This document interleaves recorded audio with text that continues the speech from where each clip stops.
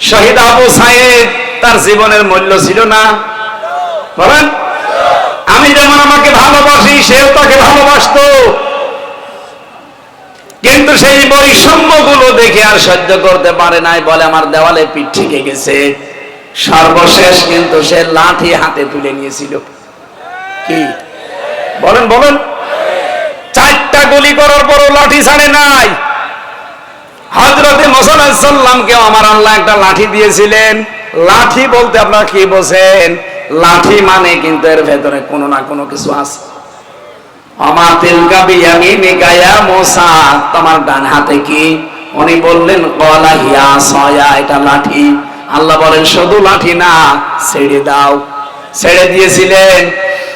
ফেরাউনের জাদুকরদের যত রকমের সাপ বিচ্ছু অনেক জিনিস সবগুলো তিনি সেই লাঠি খেয়ে ফেলেছিল।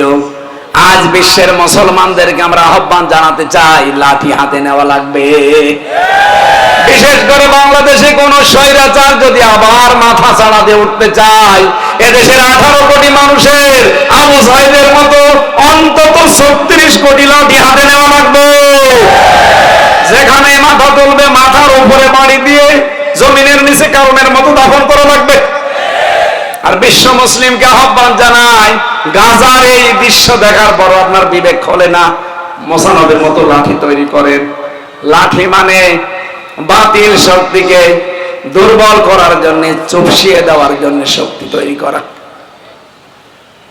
আজ আমরা যদি অ্যাটম বোমের মালিক হতে পারতাম, পাকিস্তান শুধু না, ভারত শুধু না, বাংলাদেশে আমার মনে হয় অ্যাটম বোম, পারমাণবিক, এগুলো সব তৈরি করার সক্ষমতা অর্জন করা দরকার।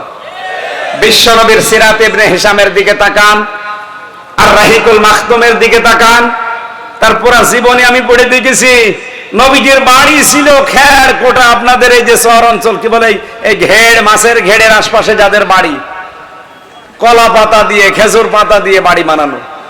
নবীজির বাড়ি ঘর ওই রকমই ছিল, খেজুর পাতার দেওয়া। কিন্তু তার বাড়ির সামনে অল টাইম 9টা ঘোড়া বাঁধা থাকতো। তার বর্ম ছিল, তার মাথার হেলমেট ছিল, তার জুলফিকার ছিল তরবারি। আর আমরা বলছি যে যা কসে করুক গা, লা ইলাহা ইল্লাল্লাহ, কাউকে কিছু বলবো না। ওরা আজ পৃথিবীতে মুসলমান ধ্বংস করার জন্য বোম ফেলে, অস্ত্র ব্যবহার করে, ফ্লোরিন ব্যবহার করছে, বুঝেন আপনি? আর আপনার কি আছে মোকাবেলা করার জন্য? এই জন্য আমরা চাচ্ছি, নবীজি যদি তার ভারী ঘর কাঁচা ছিল খেজুর পাতা দিয়া, কিন্তু বাড়ির সামনে 9টা ঘোড়া বাঁধা। আমরা এরকম ঘোড়া তৈরি করতে চাই, লাঠি তৈরি করতে চাই।